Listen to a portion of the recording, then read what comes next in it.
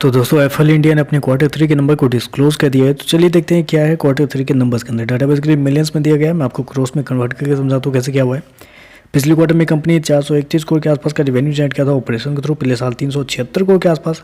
अभी देखें तो बढ़ के 498 करोड़ कंपनी का जो रेवेन्यू है वो आपको जाता हुआ देखने में। तो साल 2 साल देखें तो साल 2 साल कंपनी के रेवेन्यू के अंदर एक बेहतरीन तेजी आपको देखने मिलती है। अप्रोक्सीमेटली बोल सकते हैं 30% से भी ज़्यादा कंपनी का जो रेवेन्यू है वो आपको होता हुआ देखने को मिला है। जबकि क्वार्टर जाते हैं तो क्वार्टर भी कंपनी के रेवेन्यू के अंदर एक अच्छी खासी तेजी आपको देखने को अप्रोक्सीमेटली 12% के आसपास का जंप है। तो क्वार्टर साल 2 साल कंपनी का जो रेवेन्यू है वो आपको अच्छे खासे अमाउंट में बढ़ता हुआ देखने को मिल रहा है।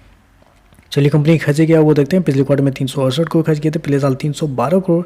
अभी देखें तो कंपनी खर्चे 425 करोड़ के आसपास आपको देखने। तो कंपनी के खर्चे देखें तो कंपनी के खर्चे इस क्वार्टर में थोड़े से ज़्यादा हो गए, थोड़ा सा कंट्रोल करना चाहिए था कंपनी को, लेकिन खर्चे जो है थोड़ा सा ज़्यादा आपको देखने को मिल रहे हैं।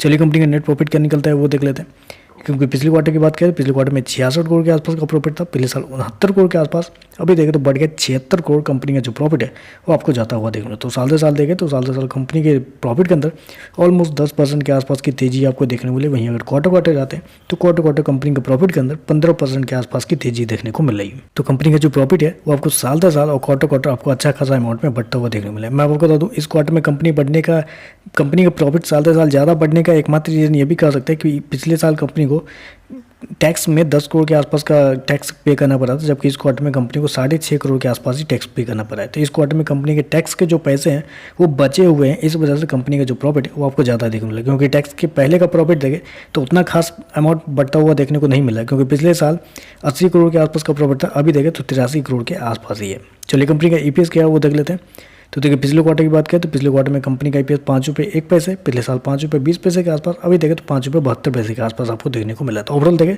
तो कंपनी के नंबर पॉजिटिव साइड पे ही आपको जाता हुआ देखने मिला। रेवेन्यू के अंदर एक अच्छी खासी ग्रोथ आपको देखने को मिली साल 2 साल क्वार्टर दोनों, और कंपनी का प्रॉफिट भी देखें तो आपको साल 2 साल क्वार्टर बढ़ता हुआ देखने को मिल रहा है। तो चलिए बस आज के लिए बस इतना ही। वीडियो पसंद आए तो लाइक कीजिएगा, साथ में साथ चैनल को सब्सक्राइब जरूर कीजिएगा।